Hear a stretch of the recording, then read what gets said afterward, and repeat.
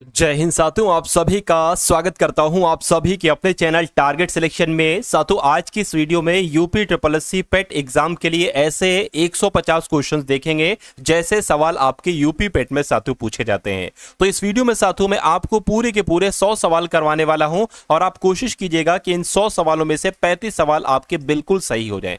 Target आपको जो दे रहा हूं 100 में से 35 का दे रहा हूं और सवाल सबसे इंपॉर्टेंट है, जैसे आपके एग्जाम में आपसे पूछे जाएंगे हूबहू साथियों वैसे सवाल है। तो क्लास आपकी शुरू हो चुकी है, बहुत तेजी के साथ साथियों इस सवालों को हम लोग देखेंगे। तो कह रहे कि कौन सा ग्रह सूर्य से सबसे दूर स्थित है, तो मैं कहूंगा साथियों जो वरुण ग्रह है ना, वरुण ग्रह ये सबसे दूर स्थित है। वरुण को नेपच्यून ग्रह भी कहा जाता है। उसके अलावा अगर आपसे पूछा जाए कि सबसे नजदीक कौन सा ग्रह है सूर्य के, तो आपको बुध ग्रह बता देना है। नेक्स्ट नंबर का क्वेश्चन देखिए, कह रहे कि संविधान सभा के अध्यक्ष कौन थे, तो डॉक्टर राजेंद्र प्रसाद थे। आंसर अगर आपका ए है तो बिल्कुल सही है। तो अगला सवाल है, कह रहे कि भारत का सबसे बड़ा द्वीप कौन सा है, तो आप लोग याद रखेंगे अंडमान निकोबार का जो मिडिल अंडमान है ना, ये भारत का सबसे बड़ा द्वीप है।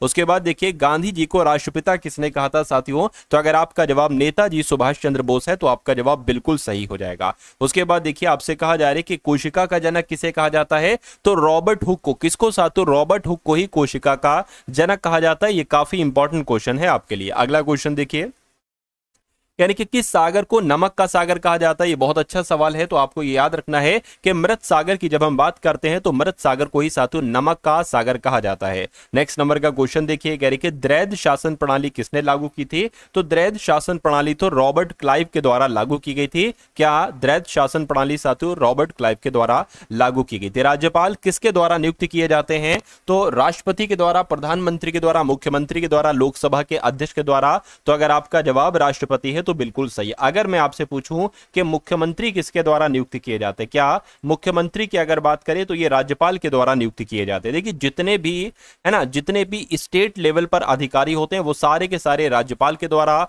नियुक्त किए जाते हैं और जितने साथियों सेंट्रल लेवल पर अधिकारी होते हैं ना, वो सारे के सारे राष्ट्रपति के द्वारा नियुक्त किए जाते हैं। उसके बाद देखिए, किस गवर्नर जनरल ने अंग्रेजी शिक्षा की नींव डाली थी, तो यहां पर अगर बात करें साथियों आपका जवाब जो होगा वो लॉर्ड विलियम बेंटिक हो जाएगा। बेंटिक के द्वारा ही साथियों अंग्रेजी शिक्षा की नींव डाली गई थी। उसके बाद देखिए, भारत का कौन सा राज्य मसालों का बगीचा कहा जाता है, ये समझ लीजिए साथियों केरल। अगर आपके एग्जाम में आंसर आ जाए तो केरल आपको लगा देना, क्योंकि मसालों का बगीचा तो केरल को ही साथियों कहा जाता है ना। अगर आपसे पूछा जाए साथियों शांत घाटी कहां पर स्थित है, शांत घाटी की अगर बात करें तो ये भी साथियों केरल में स्थित है। और एक आती है साथियों फूलों की घाटी, है ना। फूलों की घाटी अगर आपसे पूछे तो आपको उत्तराखंड बता देना। क्या साथियों, उत्तराखंड आपको बता देना है। उसके बाद देखिए, करके कौन सी नदी डेक्कन का गौरव कही जाती है। एक एक सवाल साथियों ऐसा चुनिंदा मैं आपके लिए लेकर आया हूं जो आपकी तैयारी को मजबूत बनाएगा। मैं कहूंगा साथियों जो टारगेट सिलेक्शन पर जितने लोग नए हैं, इस चैनल पर नए हैं, तो साथियों तुरंत आप लोग सब्सक्राइब कर दीजिए,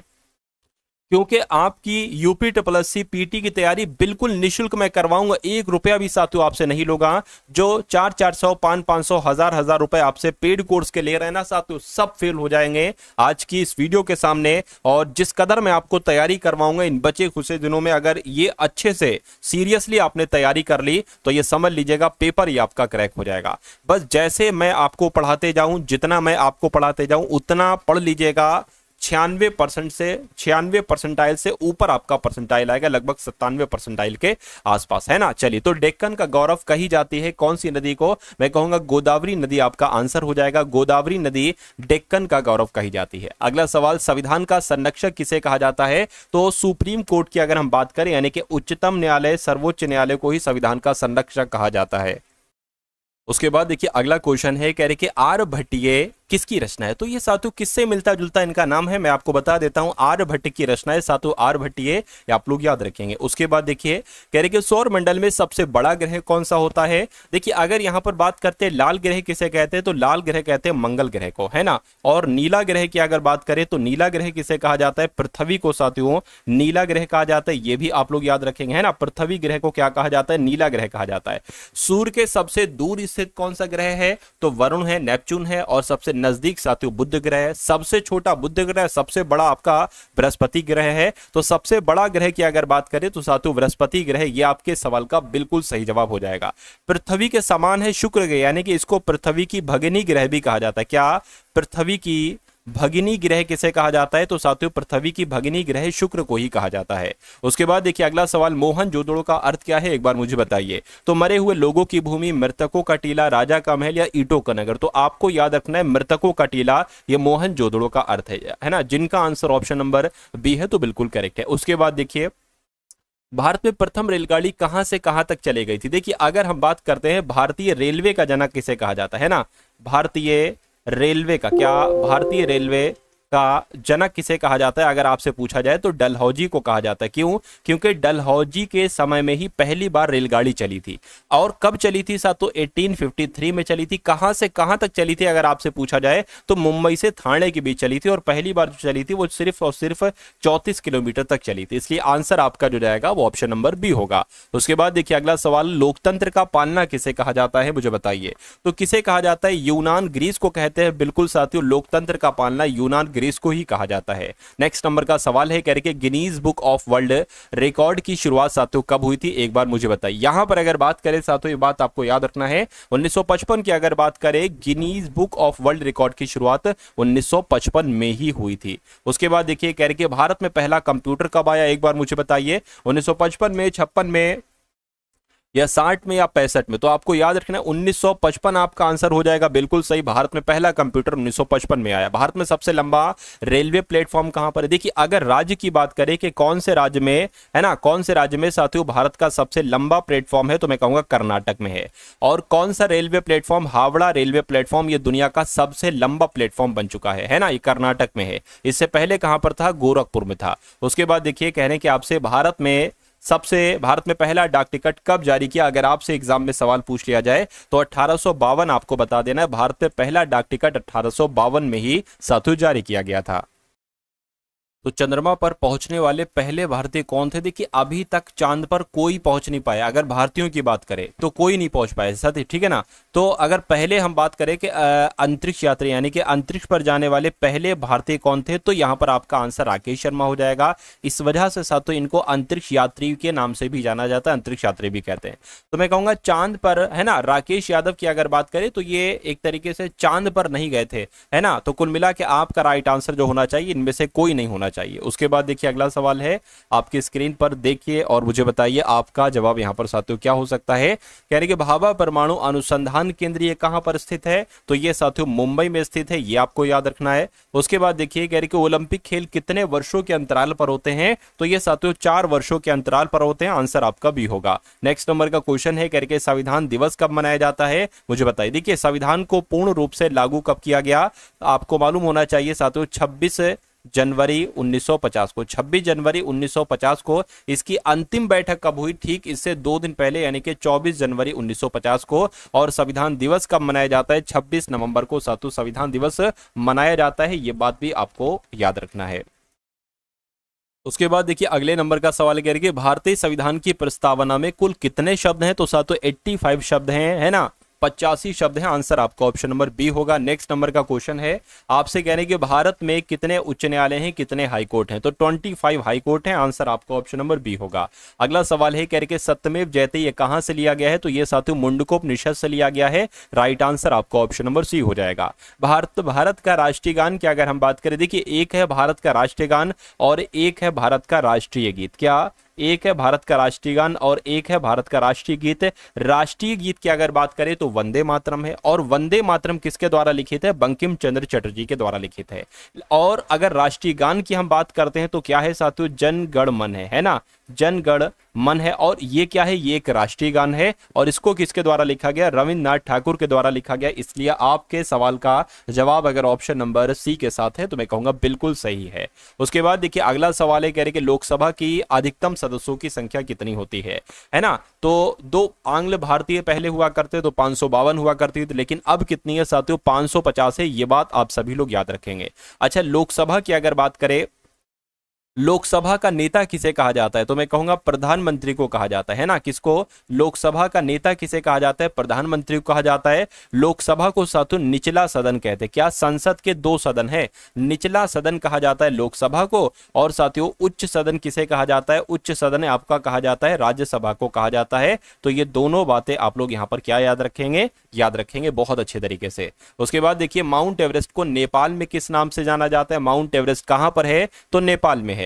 और इसको वहां पर साथियों सागर माथा के नाम से जाना जाता है। ये बहुत इंपॉर्टेंट सवाल है। उसके बाद देखिए भारत छोड़ो आंदोलन साथियों कब शुरू किया गया मुझे बताइए। तो क्या आपका जवाब 1942 है? अगर 1942 है आपका जवाब तो बिल्कुल करेक्ट हो जाएगा। उसके बाद देखिए अगला सवाल कह रहे कि किस आर्थिक योजना को आर्थिक लोकतंत्र की नींव कहा गया है? तो किसकी बात चल रही है? मैं कहूंगा साथियों यहां पर क्या आपका राइट आंसर होगा? मनरेगा आपका आंसर होगा। बिल्कुल सही साथियों, मनरेगा इस योजना को आर्थिक लोकतंत्र की नींव कहा गया है।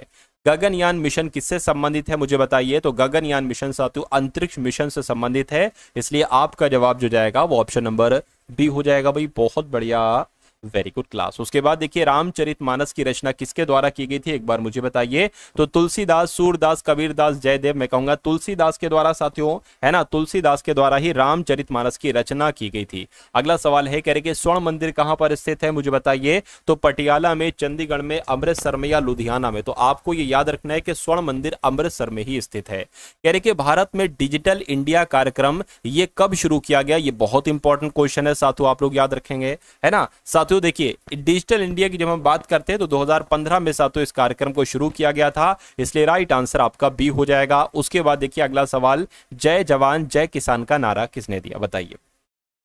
देखिए एक सवाल आपसे पूछा जाता है जय जवान जय किसान में जय विज्ञान किसने जोड़ा? क्या जय विज्ञान किसने जोड़ा? तो आपको क्या बताने हैं साथियों, अटल जी ने जोड़ा, यानी कि अटल बिहारी वाजपेयी जी के द्वारा जोड़ा गया। लेकिन पूछा जाए ये नारा किसने दिया था? तो साथियों किसने दिया था? लाल बहादुर शास्त्री ने ये नारा दिया था। ये बात भी आपको याद रखना है। उसके बाद देखिए अगला सवाल है प्रथम महिला राष्ट्रपति साथियों कौन है भारत की? तो मैं कहूंगा प्रतिभा देवी सिंह पाटिल ये पहली महिला राष्ट्रपति होती थी। और दूसरी कौन है? द्रौपदी मुर्मू जी हैं, है ना। अगला सवाल देखिए लाल किले को किसने बनवाया था? तो लाल किले को साथियों शाहजहां के द्वारा बनवाया गया था। आंसर आपका भी हो जाएगा। उसके बाद देखिए पृथ्वी का सबसे ऊपरी भाग को क्या कहा जाता है? ये बहुत इंपॉर्टेंट है, बताइए। चलिए साथियों देखिए जो आपका यूपी ट्रिपल पीटी का एग्जाम है ना, इसमें एक तरीके से अगर बात करें जीएस की, क्या जनरल अवेयरनेस की अगर बात करें तो 70 नंबर की साथियों आ रही। बाकी मैथ है, रीजनिंग है, इंग्लिश है, हिंदी के क्वेश्चन है, हिंदी का गद्यांश है, इंग्लिश के क्वेश्चन है ना, वो सारी चीजें हैं।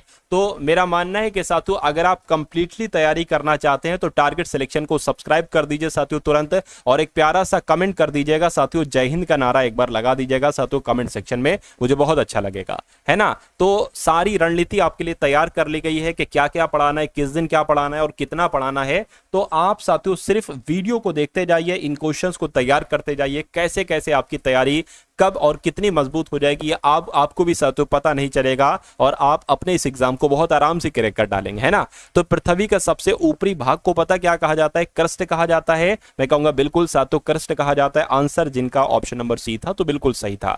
जनगण मन पहली बार साथियों कब गाया गया? तो पहली बार जो गाया गया वो 1911 में गाया गया। क्या 1911 में ही गाया गया? ये आपको याद रखना है ना। चलिए, और कलकत्ता से दिल्ली जो राजधानी लाई गई वो भी 1911 में ही लाई गई थी। उसके बाद देखिए साथियों अगले नंबर का क्वेश्चन आपकी स्क्रीन पर है, कह रहे कि प्लासी का युद्ध कब लड़ा गया था। देखिए सबसे पहले बात आपको ये मालूम होना चाहिए कि प्लासी का युद्ध किनके बीच हुआ था। तो प्लासी का युद्ध साथियों जो हुआ था वो 1757 में हुआ था। और किनके बीच हुआ था? तो ब्रिटिश ईस्ट इंडिया कंपनी थे एक तरफ, और बंगाल के नवाब सिराजुद्दौला थे एक तरफ, इन दोनों के बीच हुआ था। और इसमें जीता कौन था? जो ब्रिटिश इंडिया कंपनी थी ना, इसका नेतृत्व कौन कर रहा था? रॉबर्ट क्लाइव कर रहा था। और रॉबर्ट क्लाइव के नेतृत्व में साथियों ब्रिटिश ईस्ट इंडिया जीती थी, सिराजुद्दौला साथियों हारे थे, और ये युद्ध 1757 में हुआ था। नेक्स्ट नंबर का क्वेश्चन है, कह रहे कि ग्रीन हाउस गैस साथियों इसमें से कौन सी है मुझे बताइए। तो क्या कार्बन डाइऑक्साइड आपका जवाब है? मैं कहूंगा बिल्कुल सही साथियों, आपका जवाब अगर ऑप्शन नंबर सी के साथ है तो बिल्कुल सही हो जाएगा। अगला सवाल है आपकी स्क्रीन पर, कह रहे कि भारत में कुल कितने राज्य हैं? मैं आपको कई बार बता चुका हूं, भारत में 28 राज्य हैं और 8 केंद्र शासित प्रदेश हैं वर्तमान समय में। अगला देखिए भारत का पहला उपग्रह कौन सा था? तो जो आर्यभट्ट था ना, ये भारत का पहला उपग्रह था। आंसर आपको दिख चुका है। अगला सवाल देखिए, कह रहे कि नेताजी सुभाष चंद्र बोस का प्रसिद्ध नारा क्या था मुझे बताइए। चलिए तो मैं कह सकता हूं साथियों यहां पर आपका जवाब जो होगा वो तुम मुझे खून दो मैं तुम्हें आजादी दूंगा, ये नेताजी सुभाष चंद्र बोस का नारा था। अगला सवाल है महात्मा गांधी का असली नाम क्या था? तो दिख चुका है मोहनदास करमचंद गांधी, ये महात्मा गांधी का असली नाम था। इनका जन्म 2 अक्टूबर 1869 को गुजरात के पोरबंदर में हुआ था। अगला क्वेश्चन देखिए, भारत का राष्ट्रीय पशु आपसे पूछा जा रहा है। तो भारत का राष्ट्रीय पशु तो साथियों बाघ है। क्या भारत का राष्ट्रीय पशु बाघ है? अगला देखिए, किस स्थान पर गौतम बुद्ध को ज्ञान की प्राप्ति हुई थी? है ना, गौतम बुद्ध को क्या कहा जाता है साथियों? एशिया का ज्योति पुंज कहा जाता है। क्या एशिया का ज्योति पुंज कहा जाता है? ये आप लोग पहली बार याद रखेंगे, यानी कि लाइट ऑफ एशिया भी इनको कहा जाता है। तो इनकी अगर बात करें साथियों, बोधगया आपका आंसर हो जाएगा, यानी कि गौतम बुद्ध को ज्ञान की प्राप्ति बोधगया में हुई थी। विश्व जल दिवस साथियों कब मनाया जाता है? तो मैं कहूंगा 22 मार्च को मनाया जाता है हर साल विश्व जल दिवस। अगला सवाल, प्रथम एशियाई खेल साथियों कहां पर आयोजित किए गए थे? बताइए। तो ये नई दिल्ली में हुए थे साथियों प्रथम एशियाई खेल। और कब हुए थे? तो 1951 में पहली बार एशियाई खेल हुआ था साथियों नई दिल्ली में। उसके बाद देखिए अगला सवाल है, भारत में कुल कितने केंद्र शासित प्रदेश हैं? तो ये बात तो अभी मैंने आपको बताई थी साथियों, कितने? मैंने आपको बताया था 28 राज्य हैं और 8 केंद्र शासित प्रदेश हैं। तो इस सवाल का जवाब आपको ऑप्शन नंबर सी हो जाएगा। बिहार की शोक कहा जाता है। तो बिहार की शोक किस नदी को कहा जाता है? मैं कहूंगा कोसी नदी को बिहार की शोक कहा जाता है। अगला देखिए, महाभारत की रचना साथियों किसने की थी? तो मैं कहूंगा साथियों व्यास की अगर बात करें, वेद व्यास ने साथियों महाभारत की रचना की थी। कौन सा तत्व दांत और हड्डियों का मुख्य घटक है? मैं कह सकता हूं साथियों कैल्शियम आपका आंसर हो जाएगा। कैल्शियम ही ये जो तत्व है ये दांत और हड्डियों का मुख्य घटक है। संयुक्त राष्ट्र दिवस साथियों कब मनाया जाता है मुझे बताइए? तो ये साथियों 24 अक्टूबर को मनाया जाता है। ये बात आप लोग यहां पर याद रखेंगे। उसके बाद देखिए, विश्व का सबसे बड़ा महाद्वीप कौन सा है? तो जो एशिया महाद्वीप है ना, ये विश्व का सबसे बड़ा महाद्वीप है। उसके बाद देखिए साथियों अगला सवाल है, नालंदा विश्वविद्यालय किस राज्य में स्थित है? तो ये तो बहुत इंपॉर्टेंट क्वेश्चन है साथियों, आप लोग याद रखेंगे। बिहार में स्थित है नालंदा विश्वविद्यालय। अगला क्वेश्चन है, भारतीय राष्ट्रीय कांग्रेस की स्थापना कब हुई थी? तो साथियों 1885 में हुई थी। भारत का सबसे ऊंचा जलप्रपात की अगर बात करें तो कौन सा है साथियों? जोग जलप्रपात है। नेक्स्ट नंबर का क्वेश्चन देखिए, हरित क्रांति के जनक के रूप में किसको जाना जाता है? तो अगर आपका जवाब साथियों एमएस स्वामीनाथन है तो बिल्कुल सही हो जाएगा। अगला क्वेश्चन देखिए, रक्तदान दिवस कब मनाया जाता है? यह भी इंपॉर्टेंट क्वेश्चन है। तो 14 जून को साथियों रक्तदान दिवस मनाया जाता है। शून्य का आविष्कार किसने किया था? तो भास्कराचार्य ने, आर्यभट्ट ने, वारामिहिर ने या ब्रह्मगुप्त ने? तो आपको याद रखना है आर्यभट्ट के द्वारा शून्य का आविष्कार किया गया था। वंदे मातरम गीत साथियों किसने लिखा था? तो मैं कहूंगा बंकिम चंद्र चटर्जी की अगर बात करें तो वंदे मातरम गीत लिखा था। आंसर आपका बी होगा। भारत का सबसे बड़ा मेले की अगर बात करें तो ये कौन सा है? कुंभ मेला है, दशहरा मेला, पुष्कर मेला है या गंगा मेला? तो कुंभ मेला जो है ये भारत का सबसे बड़ा मेला कहलाया जाता है। अशोक स्तंभ साथियों कहां पर स्थित है? तो अशोक स्तंभ जो है ना वो सारनाथ में स्थित है। आंसर आपका सी होगा। भारत में पहली बार साथियों जनगणना कब की गई थी? तो पहली बार जो जनगणना की गई थी वो साथियों 1872 में की गई थी, लेकिन पहली बार नियमित जो जनगणना हुई व्यवस्थित रूप से वो 1881 में हुई। तो इस सवाल का जवाब आपका ऑप्शन नंबर ए होगा। अगला देखिए, यानी कि अमर जवान ज्योति ये कहां पर स्थित है? तो ये साथियों इंडिया गेट में। आंसर आपका बी होगा। उसके बाद देखिए, संविधान का जो मूल कर्तव्य ये किस अनुच्छेद में है? तो मैं कहूंगा अनुच्छेद 51 का जो ए है ना, किस क्रांति को सफेद क्रांति कहा जाता है? तो ये बात आपको मालूम होना चाहिए साथियों, जो आपका दुग्ध उत्पादन है ना इसको सफेद क्रांति के नाम से जाना जाता है। अगला सवाल है, किसे भारतीय संविधान का वास्तुकार कहा जाता है? तो मैं कहूंगा डॉक्टर राजेंद्र प्रसाद को नहीं, पंडित जवाहरलाल नेहरू को नहीं, डॉक्टर भीमराव अंबेडकर को ही भारतीय संविधान का वास्तुकार कहा जाता है। उसके बाद देखिए अगला सवाल, जलियांवाला बाग हत्याकांड साथियों कब हुआ था? तो या तो आपको मालूम होना चाहिए साथियों, और मालूम भी है 1919 में हुआ था। नेक्स्ट नंबर का क्वेश्चन देखिए, भारत का राष्ट्रीय वृक्ष साथियों कौन सा है? तो भारत का राष्ट्रीय वृक्ष साथियों बरगद का पेड़ है। बरगद आपका आंसर हो जाएगा। नेक्स्ट नंबर का क्वेश्चन देखिए, पृथ्वी दिवस साथियों कब मनाया जाता है? तो ये 22 अप्रैल को मनाया जाता है। अगला देखिए, किसे भारतीय अंतरिक्ष कार्यक्रम का जनक कहा जाता है? तो साथियों क्या विक्रम साराभाई आपके सवाल का जवाब होगा? मैं कहूंगा बिल्कुल विक्रम साराभाई को ही भारतीय अंतरिक्ष कार्यक्रम का जनक कहा जाता है। भाभा एटॉमिक रिसर्च सेंटर की स्थापना कब हुई थी? तो 1954 में हुई थी। बिल्कुल सही साथियों, 1954 में हुई थी। राष्ट्रीय आय की गणना कौन करते हैं मुझे बताइए? तो राष्ट्रीय आय की गणना साथियों केंद्रीय सांख्यिकी संगठन के द्वारा की जाती है। यहाँ पर राष्ट्रीय सांख्यिकी कार्यालय लिखा है, तो ये भी आपका आंसर हो जाएगा। अगला सवाल है, भारत का सबसे बड़ा पुस्तक का मेला कहाँ लगता है? तो ये दिल्ली में लगता है। आंसर आपका सी होगा। उसके बाद देखिए, यूनेस्को का मुख्यालय कहां पर है मुझे बताइए? तो फ्रांस की राजधानी पेरिस में। क्या फ्रांस की राजधानी पेरिस में ही साथियों यूनेस्को का मुख्यालय है। जय हिंद का नारा किसने दिया था? तो आपको दिख चुका है, सुभाष चंद्र बोस के द्वारा ही जय हिंद का नारा दिया गया था।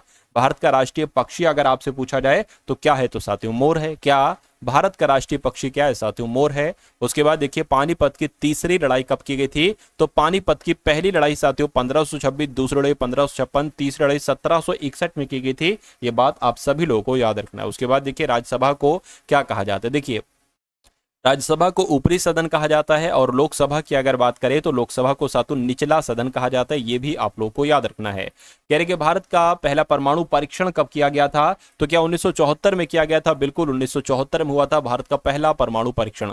सविनय अवज्ञा आंदोलन कब शुरू हुआ था? तो 1930 में साथियों सविनय अवज्ञा आंदोलन शुरू हुआ था। ये भी आप लोग याद रखेंगे। और अगले नंबर का सवाल है राज्यपाल की नियुक्ति कौन करते हैं? तो राज्यपाल की नियुक्ति मैंने आपको बताया था राष्ट्रपति करते हैं, है ना। और मुख्यमंत्री की नियुक्ति कौन करते हैं? ये भी बताया था राज्यपाल करते हैं।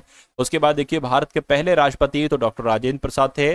भारत की पहली महिला प्रधानमंत्री कौन थी? तो साथियों इंदिरा गांधी भारत की पहली महिला प्रधानमंत्री थी। नेक्स्ट नंबर का सवाल है, कह रहे कि भारत रत्न की शुरुआत कब से हुई थी? 1947 से, 1954 से, 62 से या 1971 से? मैं कहूंगा 1954 से भारत रत्न की शुरुआत की गई थी। चोल वंश का प्रसिद्ध राजा कौन था? तो राजराज जो चोल था ना, राजराज चोल, ये चोल वंश का प्रसिद्ध राजा था। उसके बाद देखिए भारत का पहला आईआईटी किस शहर में स्थापित किया गया? तो खड़गपुर में सातों स्थापित किया गया। ये भी इंपॉर्टेंट क्वेश्चन है, आपके एग्जाम में आ सकता है।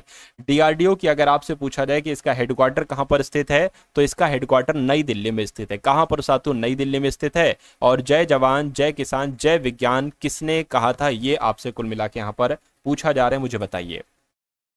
इसमें साथियों ये होना चाहिए कि जय जवान जय किसान में, है ना, जय जवान जय किसान में जय विज्ञान किसने जोड़ा? ये आपसे साथियों पूछा जा रहा है। तो ये अटल बिहारी वाजपेयी के द्वारा जोड़ा गया, है ना। चलिए नेक्स्ट नंबर का सवाल है, कह रहे कि विश्व का सबसे लंबा रेलवे प्लेटफॉर्म मैं आपको बता चुका हूं, हावड़ा रेलवे प्लेटफॉर्म है। संविधान के अनुसार राजभाषा कौन सी है? तो संविधान के अनुसार राजभाषा हमारी हिंदी है। आंसर आपका बी होगा। और भारत का सबसे लंबा राष्ट्रीय राजमार्ग कौन सा है? तो नेशनल हाईवे 44 आपके सवाल का बिल्कुल सही जवाब है। उसके बाद देखिए कह रहे कि भारतीय थल सेना दिवस कब मनाया जाता है? तो ये 15 जनवरी को मनाया जाता है। कब साथियों? 15 जनवरी को भारतीय थल सेना दिवस मनाया जाता है। भाई बहुत बढ़िया, वेरी गुड क्लास। भारत का राष्ट्रीय फूल की अगर बात करें तो गुलाब है, कमल है, सूरजमुखी है, ये चमेली है। तो इस बात का जवाब आपको, इस सवाल का जवाब आपको साथियों कमेंट में देना होगा। यानी कि 200 नंबर का आंसर जो भी होगा, ए होगा तो ए लिख देंगे, बी होगा तो बी लिख देंगे। तो ये क्लास आपको कैसी लगी साथियों? एक बार इस वीडियो को लाइक करके जाइएगा। चैनल पर अगर नए हैं तो चैनल को साथियों सब्सक्राइब कर दीजिएगा और इस वीडियो को अपने मित्रों के साथ साथियों जरूर आप लोग शेयर कर दीजिएगा। आप सभी लोगों की साथियों यूपी SSC PT की कंप्लीट तैयारी करवाई जाएगी। इसलिए आप सभी लोग अगर पेड कोर्स लेना चाहते हैं तो साथियों मत लीजिए, क्योंकि यहां पर आपको बिल्कुल निःशुल्क बिना 1 रुपए लेकर साथियों आपको पढ़ाया जाएगा और ऐसा पढ़ाया जाएगा कि बहुत अच्छा स्कोर कार्ड आपको साथियों प्राप्त होगा।